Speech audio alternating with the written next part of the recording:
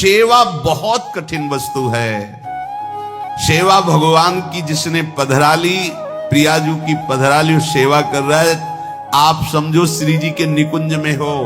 संशय मत करना, सीधे आपको श्री जी अपनी सेवा में लेंगे यदि सेवा विराजमान। देखो साधना का फल होता है, सेवा का फल नहीं होता। सेवा का सीधा फल होता है स्वामी के समीप नित्य सेवा में पहुंच जाना।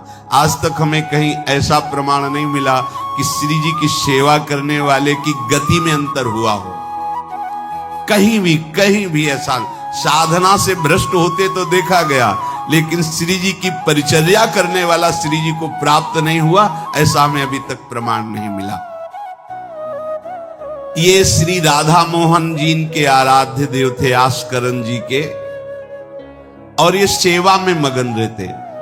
देखो जब आप ठाकुर सेवा, जैसे आपको कि अब हम सेवा में रहेंगे तो हमारा काम कौन करेगा, तो पूरी सृष्टि तुम्हारे काम से चल रही है, तुम्हारे चलाए चल रही। अरे कुछ समय, घड़ी दो घड़ी तुम ऐसी निकालो जिससे एकांत चित्त से आनंद पूर्वक अपने लाडले ठाकुर को दुलार कर सको। उनको श्रृंगार करो, भोग लगाओ, आरती करो, 4 परिक्रमा करो, साष्टांग दंडवत करो। जीवन का परम लाभ है ये। पर नहीं, आप खाएंगे हलवा, गरम गरम पकौड़ी, चाय, और ठाकुर जी के सामने वो सफेद वाले दाना नहीं आते, चिरौरी रख दो अरे भाई तुम क्या कर रहे हो, चोरी कर रहे हो तुम। घर में ठाकुर विराजमान, घर के मालिक विराजमान है, हमें जल्दी ऑफिस जाना है, गरम गरम परेठा, ये वो सब, और ठाकुर जी के सामने। हम तो देखते हैं जैसे कोई ठाकुर जी के दर्शन कराने के लिए लाता है तो 4 टाफी, वो भी प्लास्टिक से लिपटी हुई, मतलब देख केवल ले, खा भी नहीं सकते हो क्योंकि प्लास्टिक लगी हुई, ऊपर कवर एकदम ऐसे रखे हुए हैं। वो बोले हमारे लड्डू गोपाल हैं। जब गोपाल हैं तो टॉफी खोल पाएंगे क्या? अगर आपको टॉफी पवाली है तो आप खोल करके सुंदर एक कटोरी में रख करके दे। ऐसे 4 दाने चिरौरी रख दिए, कटे हुए मिश्री के टुकड़े रख दिए। अरे अनंत ब्रह्मांडों का भरण पोषण करने वाला तुम्हारी चिरौरी के लिए मर रहा है। हाँ, अगर तुम्हारे पास केवल चिरौरी ही है तो वो तृप्त हो जाएगा। तुम खाओ हलवा, उसको रखो, चिरौरी तुम पहनो, एक से एक बढ़िया कपड़ा, और ठाकुर जी के लिए अलग कपड़ा होता है दुकानों में, वो ठाकुर जी के लिए लेना है। पूजा, सत्यनारायण की पूजा की सामग्री गांवों में जो परचून की दुकानें होती हैं कस्बों में, उनमें अलग होती है। बोले सुपारी देना, तो बोले पूजा के लिए, बोले हाँ, वो सड़ी सुपारी का अलग बैंक होता है, वो पूजा के लिए जाएगा। प्रभु के लिए तुम ऐसे चिरौरी रख देते हो। वो नारियल भी जिसमें पाली लो, देखो ना कथा, सत्यनारायण की कथा करनी, हमें नारियल दे दो। वो सूखा नारियल जो किसी काम में ले जाएगा वो सत्यनारायण के पास जाएगा। वो कपड़ा टून का ना पहन सकते हैं, ना ओढ़ सकते हैं, ना बिछा सकते हैं, ना पोछा लगा सकते हैं, वो ठाकुर जी के लिए बलिहारी है श्रद्धा। तो भी ठाकुर जी भी ऐसी व्यवस्था करते हैं, ना पहनने लायक ना ओढ़ने लायक, ऐसा तुम्हें नया जीवन देंगे, जरूरत ही नहीं पड़ेगी कपड़े की, घूमो वैसे ही। हाँ, जरूरत ही नहीं पड़ेगी, अन्य योनिया नहीं, कोई जरूरत नहीं है, घूमो। इसलिए सावधान, भगवत सेवा का तात्पर्य है उत्तम भोग लगाए मोर मरकट को से। स्वामी जी महाराज परम विरक्त वैराग्य की चरम सीमा स्वामी श्री हरदास जी, लेकिन उत्तम भोग लगाए ठाकुर जी को। उत्तम तुम्हारे पास जो कुछ है उसमें सबसे बढ़िया भोग बनाओ। धन्ना जी के पास बाजरा की रोटी भी पूरी नहीं थी कि भरपेट पाले, तो 1 रोटी रोज ठाकुर को रखते थे। आधी ठाकुर जी पाते थे, आधी आप पाते थे। सुदामा जी के पास कौन सा माखन मिश्री था? वो तंदुल जो पछोरने से बाहर निकलते हैं, किसी काम में नहीं, वो लेके गए थे। ठाकुर जी पाते हो कहते आज मैं तृप्त हो गया। सबरी जी के पास क्या था? क्या था? जंगली बेर, कहीं कड़ुआ कसेला ना हो, इसलिए चख के मेरे रघुनाथ जी को कहीं कसेला ना लगे, प्रभु वाह वाह करके पाए। विदुरानी जी ने कौन सा 56 भोग पवाया? केले के छिलके, भाव दशा में डूबी हुई। देखो हमारे ठाकुर को कुछ नहीं चाहिए, भाव से समझिए। ये बिहारी जी को 4 घंटे बैठने के लिए 10-10 लाख रुपए का फूल बंगला निकला, काम थोड़ी चलाया जाता है। अरे हमारे लाडले सरकार है, अगर 4 घंटे बैठ गए 10 लाख खर्चा हो गया तो क्या? अनंत ब्रह्मांडों का सृजन करने वाला ठाकुर हमारे पास नहीं है, तो ठाकुर जी को आपका भाव चाहिए। और आप तो सो बढ़िया पलंग में, और ठाकुर जी को एक छज्जा में विराजमान किए, छज्जा में ऐसे उतर नहीं सकते, मतलब कूदे तो वैसे ऊंचे, अगरबत्ती दिखा दी, आप तो नहीं, अपने लाड़िले ऐसे प्यार करो, ऐसी जगह सिंहासन रखो कि उतर कर अगर आपके वन विहार करना चाहे तो उतर लेना, ऐसा विराजमान हमसे। वो एकदम वो सिर्फ दीवार में ऐसी जगह, या तो बाहर वाले कमरे में, अपने कमरे में तो ठाकुर जी रहेंगे ही नहीं।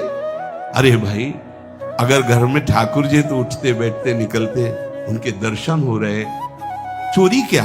तुम तो हमारे घर के माई बाप हो, सब देखो, चोरी क्या आपसे? आपको जो अच्छा न लगे सुधार देना, ऐसे रहना चाहिए। बिल्कुल भगवत प्राप्ति निश्चित है, ये सेवा पद्धति है, बड़े भाव से आप इसको स्वीकार कीजिए। हमारे लाडले बड़े कृपालु हैं। अरे जहर पिला रही है छाती में लगा के तो परम पद दे रहे हो, तुम दूध पिलाओगे तो तुम्हें परम पद नहीं मिलेगा।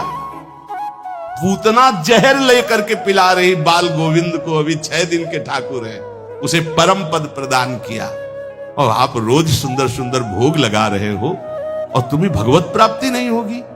ठाकुर जी की आरती उतार रहे हो, बलिहारी जा रहे हो, उनके सामने कीर्तन कर रहे हो, नृत्य कर, विश्वास तो करो ना, तुम्हें भगवत प्राप्ति हो जाएगी। आस्करन जी ने एक चौकीदार पूजा गृह के बाहर बैठाल दिया और कहा कोई भी भीतर आने ना पावे, क्योंकि एक बार भी सेवा में विक्षेप मुझे बर्दाश्त नहीं। तो ठीक 10 घड़ी का इन्होंने भी नियम, जो नियम लो उसका निर्वाह करो। 4 घंटे। दिल्ली का बादशाह किसी कारण से उधर आया हुआ था, उसने कहा मुझे आस्करण जी से तुरंत मिलाया जाए। पहले तो राजा लोग होते थे और बादशाह, अब जैसे मुख्यमंत्री और प्रधानमंत्री, राष्ट्रपति। तो जो मुख्यमंत्री हैं ये राजा हैं प्रदेश के, और वो संपूर्ण राज्यों का बादशाह उसे कहा जाता था। आस्करण जी को शीघ्र हमारे सामने उपस्थित किया जाए। प्रार्थना की कि महाराज असंभव, इस समय आस्करण जी महाराज अपने ठाकुर जी की सेवा में हैं और उनका आदेश है 4 घंटे कोई हमसे बात ना करे। आस्करण जी को सूचना देने के लिए बार बार सेवकों को आदेश किया, पर कोई भी सेवक बादशाह की आज्ञा पर नहीं उतरा। हम अपने राजा से ऐसा नहीं प्रार्थना कर सकते। 4 घंटे बादशाह को बहुत कष्ट हुआ कि हमारी आज्ञा का उल्लंघन। तुरंत आदेश किया सेनापति को बुलाओ, देखते हैं कि हमारी आज्ञा का उल्लंघन का परिणाम क्या होता है। सेनापति तुरंत उपस्थित हुआ। इस नगर के सबको दंड दिया जाए और बंदी बनाकर आस्करण को हमारे सामने लाया जाए। बादशाह है, अब अहम तो विराजमान है ही है, कोई परमहंस थोड़ी है कि अहंकार लीन हो गया है। बताया गया कि ठाकुर सेवा में, भगवत आराधना में 4 घंटे उनके पास कोई सूचना नहीं पहुंचाएगा। बादशाह की आज्ञा का उल्लंघन करने के कारण सब सैनिक जितने थे दब रहे थे। महाराज की तो आज्ञा है कि सूचना न दो, पर यहां तो सब गड़बड़ हो रहा है। बादशाह ही नाराज हो गया। बड़ी घबराहट पूरे नगर में फैल गई और पूरे सैनिकों में फैल गई। ये नरवरगढ़ ग्वालियर से दक्षिण में है। आस्करण जी ना शिकार खेलते थे, ना किसी को दंड देते थे, बस केवल भगवत सेवा, नाम जप, नाम कीर्तन, पूरे नगर को सब सुविधा, सबके घर में ठाकुर सेवा, सबके यहां नाम कीर्तन सुनाई देना चाहिए। जिसको जो जरूरत हो राज दरबार से ले जाए। किसी को लग सकता है अगर ऐसे बढ़ता रहेगा तो राज खजाना खत्म हो जाएगा। नहीं, अज्ञान से तुम सोचते हो। एक बार पूज्य पादुड़िया बाबा के यहाँ 500 लोगों का भोजन बना। अब वहां उत्सव में 5000 से भी अधिक लोग आ गए, तो जो सेवक जन थे, भंडारी थे, भाग के आए, बाबा अब तो बहुत ही हानि हो जाएगी, क्योंकि सब लोग आ गए, 5000 के लगभग लोग हैं और 500 का ही भोजन बना है। बाबा जी ने कहा घबराने की जरूरत नहीं। गए, अपना ऊपर का चला ऐसे डाल दिया जो रसोई बनी हुई थी। बोले इसे खोलना नहीं, बस बांटते जाओ। सब पा चुके, जितना बना था ना। भगवत प्रताप। हरिराम व्यास जी की बेटी का ब्याह, रात्रि में बारातियों के स्वागत के लिए एक से एक सुंदर पकवान बने हुए थे, क्योंकि जिनके चेला मधुकर शाह राजा थे उनके पास कमी क्या, सब सुविधाएं। हरिराम व्यास जी ने सोचा ये संसारी आदमी इतने सुंदर सुंदर पकवान पाएंगे, ये तो ठीक नहीं है। वृंदावन के संत जन लेंगे तो अपने ठाकुर का भोग लगाएंगे, पाएंगे, कीर्तन करेंगे। कोतवाल को बुलाया वृंदावन के और कहा सब वैष्णव जनों को कह दो कि तुरंत आ जाओ, रमनिया ले जाओ। देखो कैसी भावना है, बेटी का ब्याह है।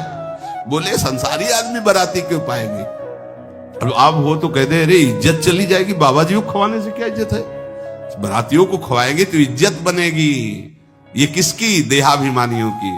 और अपनी इज्जत क्या है, श्यामा श्याम। अगर रसिकों को पवाएंगे तो हमारी इज्जत बन जाएगी, श्यामा श्याम प्रसन्न हो जाएंगे। तो श्यामा श्याम प्रसन्न हो जाएंगे, बाराती भूखे रहेंगे, ऐसा कैसे हो सकता है, ऐसा हो ही नहीं सकता है।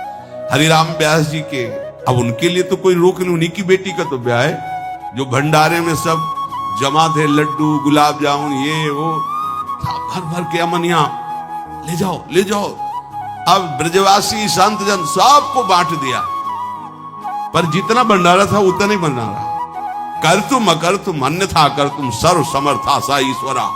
तुम प्रभु के लिए समर्पित हो तो तुम्हारे यहाँ हानि कैसे हो सकती है कि हम भाई ठाकुर सेवा में समय देंगे तो हमारा काम बिगड़ जाएगा, ठाकुर जी के भोग राग की बात करेंगे तो पैसों की कमी हो जाएगी।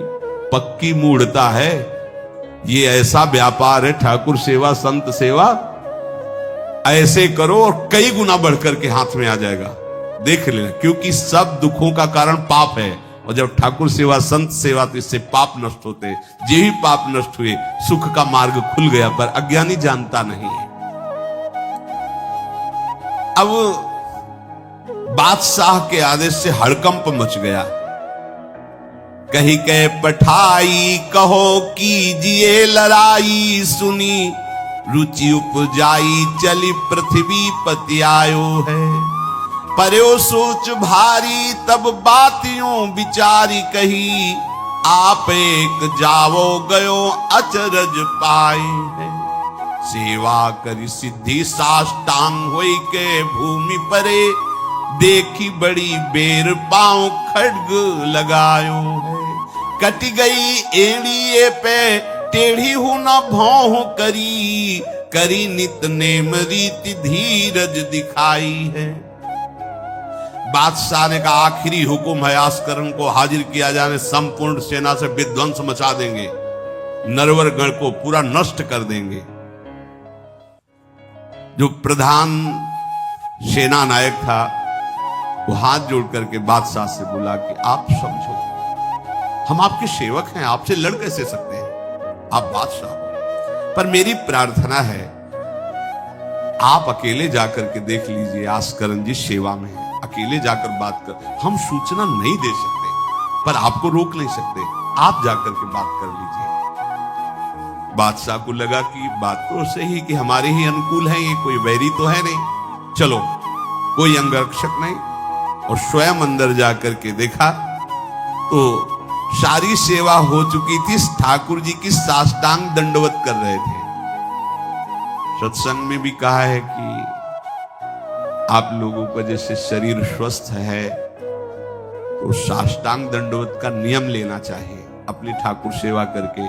5, 7, 11, 21, 51, 108 अपने ठाकुर 4 परिक्रमा की, कहीं से भी 108 दंडवत। एकोपि कृष्णः कृतः प्रणामो दशाश्वमेधा व्रतेन तुल्यः, दशाश्वमेधी पुनरेपि जन्म कृष्ण प्रणामी न पुनर्भवाए। ये भीष्म जी बोल रहे हैं, एक बार हमारे श्री कृष्ण को कोई साष्टांग दंडवत कर दे, 10 अश्वमेध यज्ञ का फल और व्रत स्नान का उसे प्राप्त होता है। पर 10 ये अश्वमेध यज्ञ करने वाला पुनर्जन्म को प्राप्त होता है, पर एक बार श्री कृष्ण को साष्टांग प्रणाम करने वाला पुनर्जन्म को प्राप्त। दशाश्वमेधी पुनरेपि जन्म कृष्ण प्रणामी न पुनर्भवाए।